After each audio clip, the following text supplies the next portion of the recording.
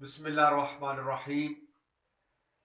जैसे कि पहले मैंने इंग्लिश की और मैथ की कुछ वीडियोस बनाकर ये जो चैनल मैंने education channel professor Mukhtar Awan, मेरा पर्पस और मेरा एम और माय गोल इज़ के स्टूडेंट्स को फैसिलिटेट करना। जो बच्चे एंट्री टेस्ट देना चाहते हैं कहीं भी, या फिर एयरफोर्स में एरोटेक के लिए या मजीद कमीशन के लिए, तो उसके लिए जो है वो इंग्लिश की और उसके बाद वर्बल नॉन वर्बल इंशाल्लाह वो भी बनेगी। तो अभी मैं जो एरोटेक के लिए इम्तिहान दे रहे हैं, इंशाल्लाह कल कुछ बच्चों को टेस्ट है, तो ताकि उनके लिए ये हेल्पफुल साबित हो जाए, मैं अभी एक चैप्टर नंबर 6 क्लास 10th का, उसकी जो है फ्रीक्वेंसी और डाटा, और उसके बाद अरिथमेटिक मीन्स, मीडियन, मॉड, और इसके बारे में जो फार्मूलाज हैं जो जिनमें से क्वेश्चन आ सकते हैं, उसको मैं एक्सप्लेन करने जा रहा हूँ। और सबसे पहले ये है कि जब हम बात करते हैं फ्रीक्वेंसी की और डाटा डाटा जो है वो उसको, जब हम फ्रीक्वेंसी की बात करते हैं तो फ्रीक्वेंसी मीन होता है डाटा को समराइज करना, यानी डाटा को समराइज करके लिखना। अब इसमें आता है ग्रुप डाटा होता है और अनग्रुप डाटा होता है। अभी सबसे पहले हम जो है वो अनग्रुप डाटा के बारे में बात करेंगे। जैसे कि हमारे पास सबसे पहले अरिथमेटिक मीन मालूम करने के लिए, अरिथमेटिक मीन मीन होता है किसी चीज का दरमियान, वस्तानिया, यानी अगर कुछ वैल्यूज दी गई हैं तो उन वैल्यूज को इस तरीके से बयान करना कि उनका वस्तानिया मालूम हो जाए, यानी उनका मिड पॉइंट यानी मिडिल वैल्यूज उसकी मालूम हो जाए। तो उसके लिए क्या होता है कि एक्स बार, इसको अब ये साइन है किसका, अरिथमेटिक मीन्स का, और उसके बाद सब्यूशन एक्स, जितनी वैल्यूज दी गई होगी उनको ऐड करेंगे। मसलन 5 वैल्यू दी गई है, 4 5 6 7 8 9, तो उन तमाम को प्लस करके अब जो है जितनी नंबर ऑफ वैल्यूज, उस नंबर ऑफ वैल्यूज को से हम उसे डिवाइड करेंगे। मसलन 5 वैल्यूज दी गई हैं तो उसको हम जो है 5 से जो है डिवाइड करेंगे। मसलन ये वैल्यू दी है 3 4 5 6 7 10, तो ये 1 2 3 4 5 6 वैल्यू दी गई है। तो अब हम इसको हल करने के लिए तमाम को प्लस करके, तो टोटल कितने हैं, 6 वैल्यूज हैं, तो उनको 6 से हम डिवाइड कर देंगे तब अरिथमेटिक मीन्स मालूम हो जाएगा। तो इसमें दूसरी बात ये कि डिस्क्रीट, यानी सबसे पहले जो हम डिस्क्रीट फ्रीक्वेंसी के बारे में बात करेंगे, तो ये डिस्क्रीट होता है किसी चीज में फर्क मालूम करना। तो अब हमारे पास जैसे ये वैल्यूज दी गई है, 3 4 2, 2 को 3 टाइम रिपीट किया गया है, 3 को 2 टाइम रिपीट किया गया है, 5 और 4 और उसके बाद फिर 2 को रिपीट किया गया है। तो जब इस तरह करके वैल्यू दी गई होगी तो उसको हमने टैली बॉट में हमने उसको जो है वो डायग्राम बनाना है। तो इसमें क्या होगा कि अगर हम देखते हैं कि नंबर 1, इसमें देखेंगे कि इसमें 1 कितनी दफा, यानी इन तमाम को हम x वैल्यूज देंगे। तो अब देखेंगे कि फ्रीक्वेंसी मीन कौन सा नंबर कितनी दफा जो है वो रिपीट हो रहा है। तो अगर 2 जो है वो और 1 है वो कितनी दफा रिपीट हो रहा है, तो 1 अगर है जो 1, इट्स मीन के 1 यहाँ पर 3 दफा रिपीट हो रहा है। तो यानी इसमें 3 दफा 1 है, 1 2 3। तो आप देखेंगे कि 1 जो है उसको टैली बार में 3 वर्टिकल लाइन, ये याद रखना है कि ये जो लाइन हम लगाएंगे ये वर्टिकल होगी। तो ये सवाल भी आ सकता है कि ये लाइन जो है किस फॉर्म में लिखी जाती है, तो हॉरिजॉन्टल नहीं, ये वर्टिकल होगी। और इनको टैली बार में लिखने के लिए क्या होता है कि हम 4 लाइंस को सीधा लिखते हैं, जैसे ये है 1 2 3 4, और उसके ऊपर दूसरी लाइन जो है वो हम उसको डायगोनल जब लगाएंगे या हॉरिजॉन्टल लगाएंगे तो वो जो है 5th लाइन होगी, वो 5 को ज़ाहिर करेगी। अब जैसे ये अगर फॉर एग्जांपल 1 हमारे पास 3 टाइम रिपीट हो रहा है, जो 3 दफे सीरीज में है, तो उसको हम जो है वहां पे 3 लिखेंगे और उसकी फ्रीक्वेंसी जो है वो 3 होती है। तो यानी एक नंबर जो है वो कितनी दफा जो है वो रिपीट हो रहा है। जैसे कि फिजिक्स में हम फ्रीक्वेंसी कहते हैं कि the number of waves passing through the same point in 1 second is called the frequency. तो यानी इसी तरीके से करके हम इसमें भी कौन सा नंबर रिपीट कितनी दफा हो रहा है, वो 3 है। इसी तरह 2 को देखेंगे, 2 कितनी दफा हो रहा है, अगर देखते हैं कि 2 हमारा 8 टाइम हो रहा है, तो हम इसी तरह टैली बार में लिखेंगे यानी 5 के लिए ये 5 हो जाएगा, फिर आगे हम 3 डिजिट्स 3 लाइन वर्टिकली लगाएंगे तो ये 8 बन जाएगा। इसी तरह 3 को देखेंगे, 3 जो है वो कितनी दफे रिपीट हो रहा है, तो 3 को हम यानी अगर 5 टाइम है तो फिर हम ये 4 लाइंस को वर्टिकली ड्रा करके तो हॉरिजॉन्टल लाइन एक या डायगोनल लाइन जो है उसके ऊपर हम जो ड्रा कर देंगे, तो इट्स मीन वो 5 दफा है, तो यहां पर हम फ्रीक्वेंसी हमारी 5 आ जाएगी। अब ये कि हमारे पास ये देखते हैं कि हमारे पास जो है वो कनेक्ट करना है फ्रीक्वेंसीज को, तो अब हमारे पास देखते हैं कि यहां पर हमारे पास फार्मूला है कि अरिथमेटिक मीन्स का, और उसके बाद जो है वो ये शॉर्टकट फार्मूला इसी का अरिथमेटिक मीन्स का। शॉर्टकट फार्मूले के लिए हमारे पास दो फार्मूला आ सकते हैं, x यानी arithmetic mean is equal to a plus solution, जितने नंबर हैं इसकी पावर n देंगे और बेस पे यानी आइडेंटिटी है x की वैल्यूज है और इज इक्वल टू 1, और इसी तरह d की देंगे d डेविएशन, d से मुराद है डेविएशन। जब d मालूम करना है इसी फार्मूले के लिए तो ये शॉर्टकट फार्मूला है, तो d is equal to x into 1 minus a हम कोई भी वैल्यू हम जो है वो ले सकते हैं, जो वैल्यूज दी गई होंगी या कोई भी हम जो वैल्यूज को हम सजेस्ट करके हम उसमें से x इंट्री में से माइनस कर देंगे, तो इससे हमें जो है x वैल्यू आ जाएगी। और u वैल्यू जो है वो मालूम करने के लिए उसको हम हाइट से, हाइट मीन होता है कि जो हम क्लास बनाएंगे, क्लास लिमिट बनाएंगे, उसकी दरमियान जितना हम वक्फा रखेंगे उसको हम हाइट कहते हैं। वो आगे अगर मैं समझाता हूं, जैसे कि ये 0 और 9 है और 10 और 19 है, ये क्लास है और क्लास लिमिट्स कहलाएंगी, यानी ये पहले उसको हम लोअर लिमिट कहते हैं और दूसरी को हम जो है वो अपर लिमिट कहते हैं। तो अब इसकी हाइट जो है वो 9 है, इसी तरह 10 और 19 में जो डिफरेंस है वो 9 है। तो इसको फार्मूले को यूज करने के लिए हमारे पास ये दो मेथड्स हैं शॉर्टकट फार्मूला के लिए, अरिथमेटिक मीन मालूम करने के लिए। उससे हम जो है वो टैली बार के लिए मालूम कर सकते हैं, या वैसे हम अरिथमेटिक मीन मालूम करने के लिए हम किसी की मिड वैल्यू हम जो है वो इस फार्मूले की मदद से हम जो है वो अरिथमेटिक मीन मालूम करेंगे। तो ये हमारे पास जो है वो दूसरा चार्ट है कि जब इसको हमने टैली मार्क से हमने इन वैल्यूज को हम जो है वो इसको डिस्क्रीट वैल्यूज को हम जो है वो इसको ग्राफ के ऊपर हमने ज़ाहिर करना को टैली बार, तो उसको हम इस तरीके से करके करेंगे। दूसरी बात यह है कि नंबर 2 फार्मूला इसी का शॉर्टकट कोडिंग का, यानी arithmetic mean is equal to a plus solution values और ui divided by number of entries multiply by height. Height mean यानी साइज, जो हम क्लास का साइज रखेंगे वो हाइट कहलाएगी। तो अब हाइट इस वजह से फॉर एग्जांपल हमारे पास जो वैल्यूज दी गई हैं, इसके बाद क्लास हम जब इसको बनाएंगे तो ये आ जाएगा हमारे पास साइज, ये फार्मूला है। और अभी हमने जब अरिथमेटिक मीन्स का जब हमने साइज लेना है तो साइज के लिए सबसे फार्मूला है रेंज। तो रेंज मालूम करने के लिए क्या होता है कि सबसे बड़ी वैल्यू, यानी अगर सबसे बड़ी वैल्यू मुख्तलिफ वैल्यूज दी गई हैं और सबसे बड़ी वैल्यू जब हमारे पास 50 है तो 50 लिखेंगे, और सबसे स्मॉल वैल्यू हमारे पास 6 है तो -6 करेंगे। अब ये जो k है लिखी हुई range h is equal to range divided by k, तो k से मुराद है कि अब हमने उसका कितने ग्रुप्स बनाने हैं, नंबर ऑफ ग्रुप्स है, k नंबर ऑफ ग्रुप्स को ज़ाहिर करेगा। तो नंबर ऑफ ग्रुप्स अगर हमने 5 बनाने हैं, 6 बनाने हैं, जितने बनाने हैं उसके मुताबिक हम उससे हम डिवाइड करेंगे। बस अगर हमने ग्रुप बनाने हैं 5 बनाने हैं तो 50 से में 6 माइनस करेंगे तो हमारे पास क्या आ जाएगा, हमारे पास 44 आ जाएगा। 44 को 5 से डिवाइड करेंगे तो 8.8 आ जाएगा। अगर आप देखें तो ये इसको हम जो है वो 8.8 को 8 ही कंसिडर करेंगे, सॉरी 9 कंसिडर करेंगे। अगर हमारे पास जो है वो 8.1 है तो इसको भी हम 9 ही कंसिडर करेंगे, यानी 9 ग्रुप हम जो है वो इधर जब बनाएंगे तो हम 9 ग्रुप बनाएंगे। अब ये है कि हमारे पास देखिए क्लास जो ग्रुप में 0 9, यानी ये हमने क्लास जब ग्रुप बनाया है तो इसकी दो मतलब लिमिट्स है, रेंज इसका 0 से लेकर 9 तक। अब इसका जो हाइट है वो 9 है। अब हम इसको टैली बार में लिखेंगे कि ये हमारे पास नंबर लिखे हुए 3 4 6 9, तो 4 एंट्रीज है, यानी 4 इसमें 0 से लेकर 9 तक जो है वो 4 नंबर पाए जाते हैं, यानी 3, 4, 6 और 9।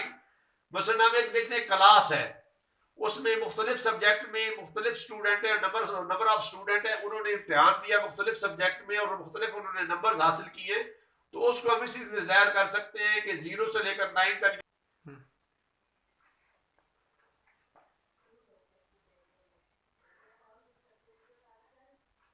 यानी इसको हम क्लास इंटरवल भी कहेंगे। और क्लास इंटरवल यानी ये ग्रुप की शक्ल में, यानी दोनों के दरमियान क्या डिस्टेंस है 0 से लेकर 9 तक, और इसको आप ऑब्जर्वेशन कहेंगे। यानी जो वैल्यूज दी गई हैं 0 से लेकर 9 तक, हमें बहुत सारी वैल्यूज ऊपर दी गई होगी, क्योंकि अभी जगह इतनी नहीं है, जिसकी वजह से करके उनको मैंने नहीं लिखा। लेकिन आप जो स्टूडेंट हैं, जिसको सब जो सुन रहे हैं, उनको ये समझे कि वैल्यू डिफरेंट दी गई है। उनमें से मैंने जो 0 से लेकर 9 तक, सबसे पहले उनको हॉरिजॉन्टल जो है अरेंज करेंगे वैल्यूज को, जितनी दी गई 15 दी गई है, 16 दी गई है, 20 या 50, जितनी भी वैल्यूज दी गई है, नंबर उनको अरेंज करेंगे और उसके बाद देखेंगे कि उनके अंदर 0 से लेकर 9 तक कितने नंबर हैं। तो वो जितने नंबर इनके दरमियान आएंगे इस क्लास, ये लोअर लिमिट्स कहते हैं, इसको अपर लिमिट्स कहते हैं।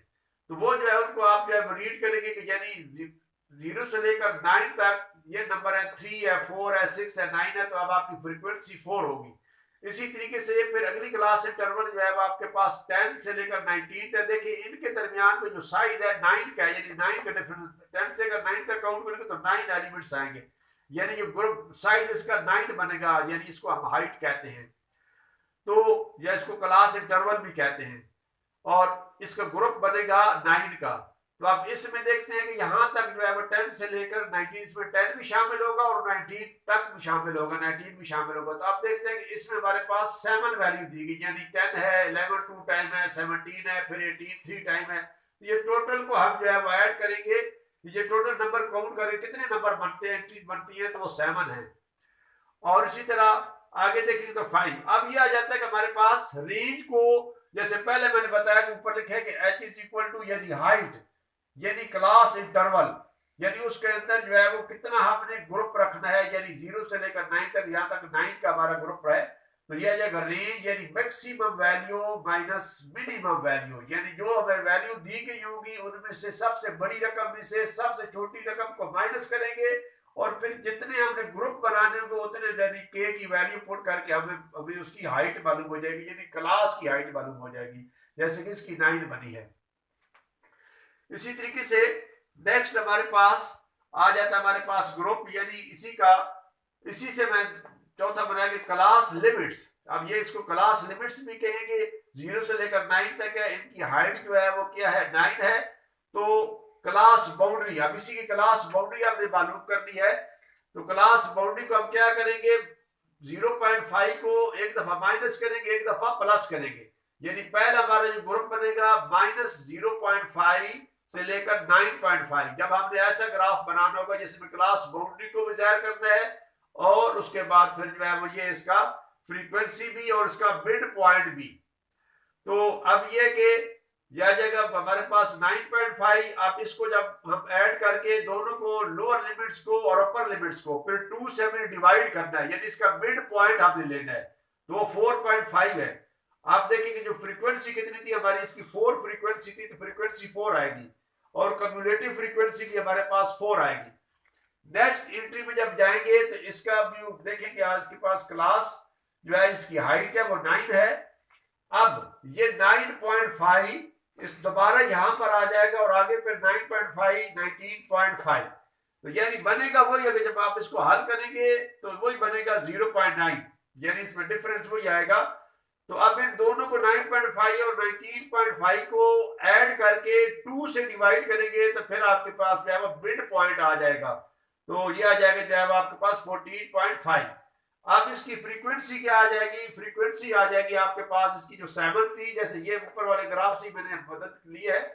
तो अब क्या करना है, जब आपने नेक्स्ट इसको क्यूमुलेटिव प्रॉपर्टी फ्रीक्वेंसी करने के लिए, यानी इसको क्यूमुलेट करना है, और उसके बाद यानी पहले वाली वैल्यू जो है इस 7 में ऐड करेंगे तो 11 बन जाएगा। इसी को आप क्यूमुलेटिव फ्रीक्वेंसी कहते हैं, यानी पहले वाली एंट्री और दूसरी एंट्री जो हमने गेन किया उसमें हम ऐड करके आगे नेक्स्ट वैल्यू में चलते जाएंगे। अब 20 से लेकर 29 तक इसकी जो है वो हमने क्लास बाउंड्री मालूम करनी है। तो 19.5 से लेकर 29.5। अब इसका मिड पॉइंट जब हमने क्यूमुलेटिव वैल्यू करना है तो इसमें तरफ आ जाएगा हमारे पास मिड पॉइंट।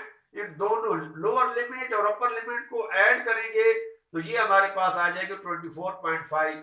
तो ये देखेंगे हमारे पास कितने, ये 5 फ्रीक्वेंसी है, तो फ्रीक्वेंसी के नीचे 5 लिखेंगे। अब इधर हमें 11 हासिल हुआ था, तो अब 5 में दोबारा हम 11 को ऐड करेंगे तो 11 + 5 = 16। तो इस तरह हमारे पास अब हमने मसलन एंट्रीज हमें दी गई हैं।